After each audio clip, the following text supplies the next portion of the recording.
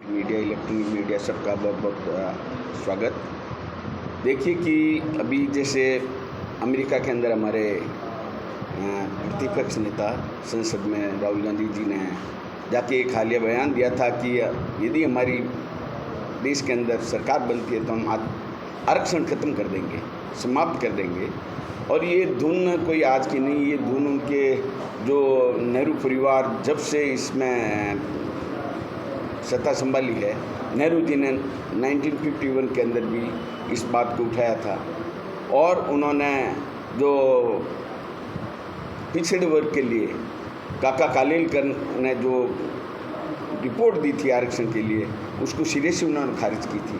1961 में उन्होंने सभी उनके जो मुख्यमंत्री थे उन मुख्यमंत्री को निर्देश दिया था कि आरक्षण के अंदर जो अक्षमता और दोयम दर्जे को बढ़ावा दिया जा रहा है इसको रोका जाए।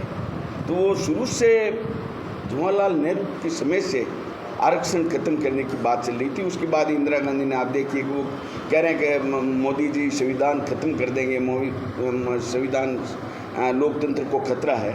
उसके लिए भी आप देखिए कि 1975 के अंदर इंदिरा गांधी जी ने, जो इन्हीं के परिवार से प्रधानमंत्री थे, उन्होंने आपातकाल लगा के संविधान को ख़त्म किया।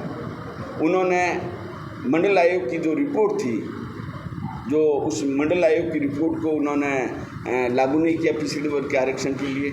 और तो और 1966 से लेकर 1977 उन्होंने कम से कम 25 बार संविधान संशोधन किया। 42वें अनुच्छेद में 41 अनुच्छेद और जोड़े गए। कम से कम उन्होंने 90 सरकारें, जो उनके 57 साल का जो कांग्रेस का कार्यकाल रहा है, उसमें 90 चुनिंदा सरकारों को उन्होंने पास किया, अध्यस्त किया।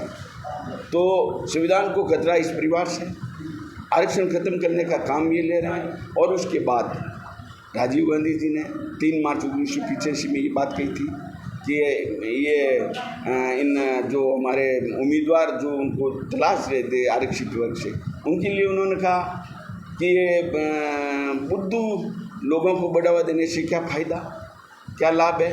तो ये जो उन्होंने ऐसे शब्द, घटिया शब्द काम में लिए।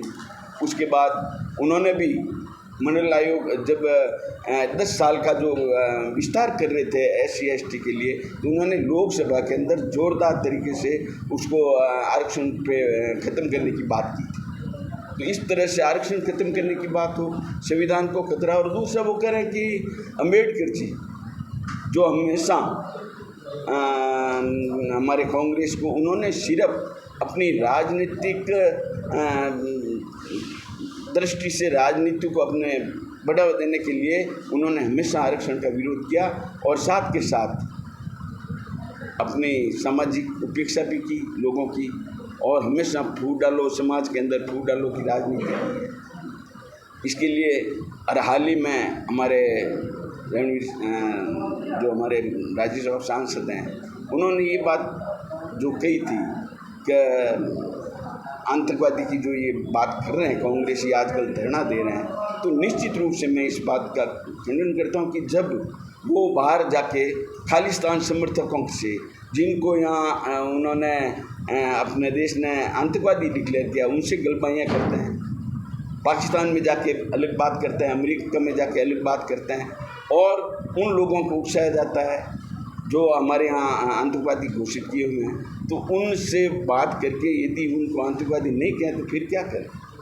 हमारा कोई बच्चा यदि ऐसी कोई स्थिति हो जाती है तो उसको आतंकवादी से कोई भूल में बात हो जाती है तो उसको आतंकवादी के साथ उसका संबंध लेके उनको मुकदमा दर्ज होता है।